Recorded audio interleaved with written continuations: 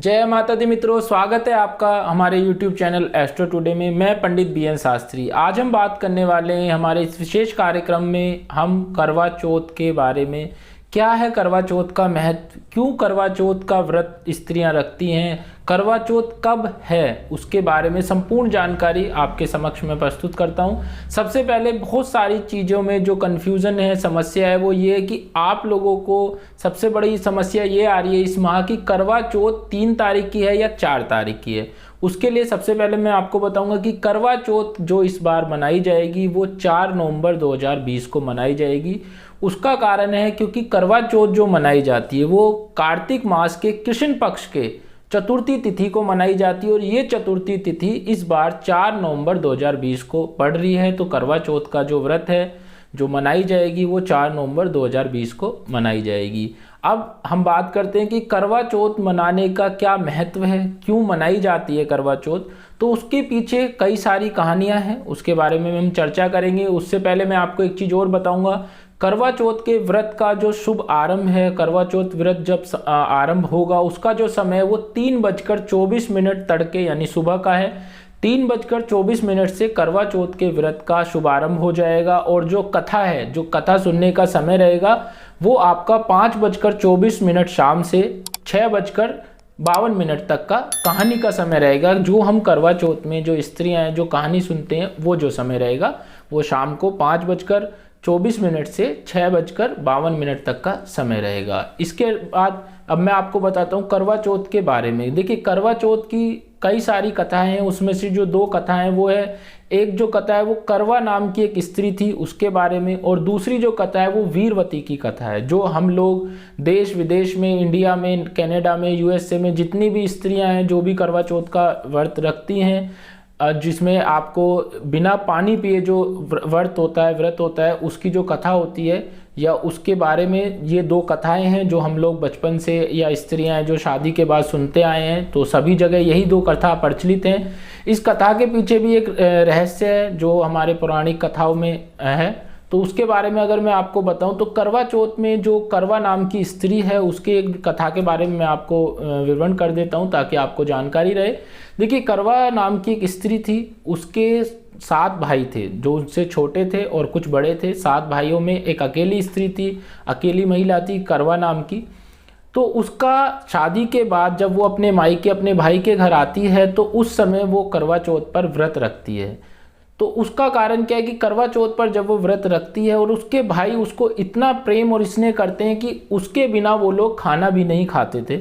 तो करवा चौथ पर वो व्रत रखती है, निर्जल व्रत रखती है जिसमें जल भी नहीं वो पीती, कुछ अन्न का दाना तक नहीं खाती। तो उसकी जो पीड़ा देखकर उसके भाई उसको बोलते हैं शाम को कि आप खाना खा लीजिए। सारे भाई मिलकर उसको बोलते हैं आप खाना खा लीजिए, उपवास है। तो वो बोलती है कि नहीं, मेरा आज उपवास है, मैं खाना नहीं खाऊंगी।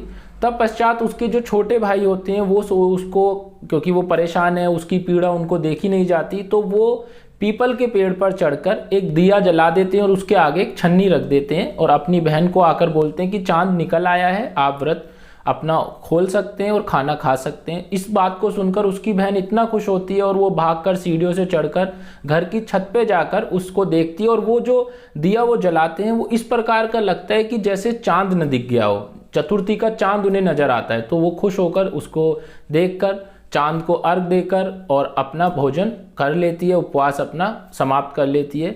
जैसे ही वो पहला निवाला खाती है उसके पहले निवाले में उसको छींक आ जाती है, फिर वो दूसरा निवाला खाती है उसमें उसके बाल निकल जाता है, और जैसे ही वो तीसरा निवाला खाने को होती है तो उसको उसकी पति की मृत्यु का समाचार मिल जाता है।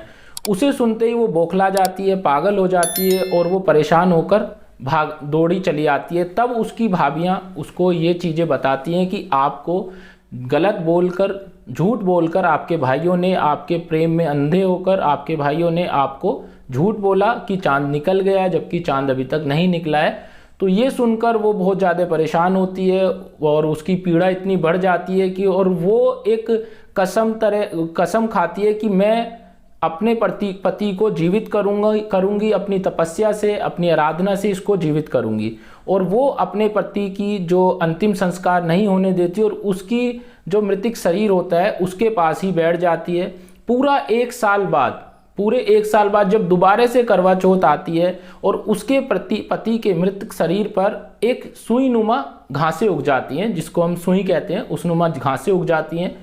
वो 1 साल बाद जब दोबारा करवा चौथ आता है, वो दोबारा से करवा चौथ पे व्रत रखती है, पूरा अपने व्रत का पालन करती है। और शाम को जब कहानी का समय आता है, कहानी के समय में वो उन जो सुईनुमा घास होती है उसको उखाड़ कर अपनी पहली भाभी को देती है, वो नहीं लेती हैं, दूसरी भाभी को देती हैं, वो नहीं लेती हैं। उस प्रकार वो जब करती रहती है तो जब सबसे अंतिम भाभी, जिसके पति के झूठ बोलने से उनके पति के प्राण गए थे, करवा के पति के, जब वो उसको देती है तो वो भी टाल मटोल करने लगती है और वो सुई नहीं लेती है। तब करवा उसको ज़बरदस्ती वो सुई देती है, उसका हाथ पकड़ लेती है ताकि वो सुई उसको ले, उसको सुई रखे अपने पास, पर वो नहीं रखती।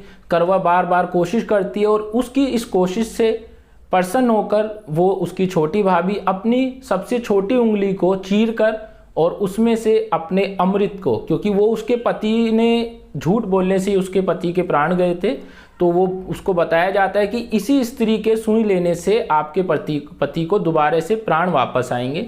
तो वो अपनी उंगली काटकर उसकी भाभी और उसके जो अमृत है उसके पति के मुख में डालती है और उसके पति पुनः जीवित उठते हैं। और उसके बाद वो अपना जो पूजा है वो करती है और अपने व्रत का उद्यापन करती है। तो ये एक कथा है जो करवा की है, इसके बारे में आप लोगों को पता होगा, जो स्त्रियां हैं उनको पता होगा, तो ये आपको कथा सुननी होती है इसमें। इसके साथ साथ एक चीज़ मैं और कहूँगा कि ये जो व्रत है ये विशेषकर विवाहित स्त्रियों के लिए व्रत होता है, जो अपने पति की सुख शांति के लिए, पति के कष्टों को दूर करने के लिए, उनकी लंबी आयु के लिए व्रत रखती हैं। और ये हमारे सनातन धर्म में बहुत प्रचलित है, बहुत टाइम से हम लोग करते आ रही हैं स्त्रियां। और इस व्रत में जब चांद निकल जाता है तो चांद को अर्घ देकर और उसके बाद ही वो अपना भोजन ग्रहण करती हैं, उनका उपवास व्रत उनका संपन्न होता है। इसमें एक चीज़ का आपको ध्यान रखना होता है कि जब भी आप चांद को अर्घ दें तो उसका जल आपके पैरों पर नहीं गिरना चाहिए, वो अशुभ माना जाता है। और जो करवा आप लेते हैं जल के लिए, पूजा के लिए, उस करवे को किसी भी तरह से वो खंडित करवा नहीं होना चाहिए, टूटा फूटा करवा नहीं होना चाहिए, वो भी अशुभ माना जाता है। तो ये करवा चौथ की विधि है जो मैंने आपको बताई, विशेषता है, क्यों महत्व है, क्यों मनाया जाता है। और सबसे बड़ी चीज़ है कि सनातन धर्म में जो स्त्रियां हैं उनको देवी का दर्जा दिया गया। और कहते हैं जिस घर में स्त्री का मान सम्मान नहीं होता, स्त्री को अच्छा नहीं रखा जाता, उसको कष्ट दिए जाते हैं, परेशानी दी जाती है, तो उस घर में ना कभी लक्ष्मी जी वास करती हैं और ना ही कोई देवी देवता उस घर में वास करते हैं। उस घर का कभी भी अच्छा नहीं होता जिस घर में स्त्रियों को पूजा नहीं जाता है या स्त्रियों का मान सम्मान नहीं दिया जाता। तो आप लोगों से मेरी विनती रहेगी, आप जरूर अपने जो भी आप पुरुष हैं, जो पुरुष वर्ग हैं, वो अपने घर में स्त्रियां हैं, आपकी माँ है, बेटी है, पत्नी है, उन सभी को जीवन में हमेशा आदर करें, सम्मान करें। कभी कोई बात उनकी आपको बुरी भी लगती है तो भी उसको समझें और समझाएं, ताकि आपके घर में लक्ष्मी का वास हो, सुख समृद्धि, धन और आपकी आयु बड़ी हो, लंबी हो। तो विशेषकर आप इस व्रत को करने से कभी भी अपनी पत्नियों को ना रोकें, विवाहित स्त्रियों को ना रोकें। ये उनकी आस्था का प्रतीक है जो वो करती आएंगी और उनको करना भी चाहिए। और अब मैं आपको बता देता हूँ कि इसमें कब आपको व्रत अपना समाप्त करना है और चंद्र उदय का समय क्या है। देखिए, चंद्र उदय का जो समय है वो अलग अलग कंट्रियों में, अलग अलग सिटियों में, अलग अलग प्रदेश में अलग अलग समय रहेगा।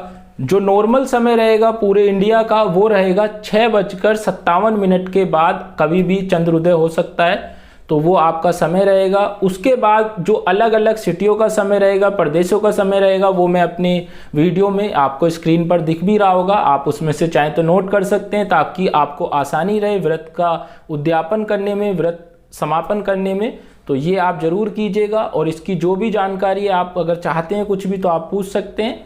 बाकी ये आपके सामने पूरी वीडियो है। जय माता दी।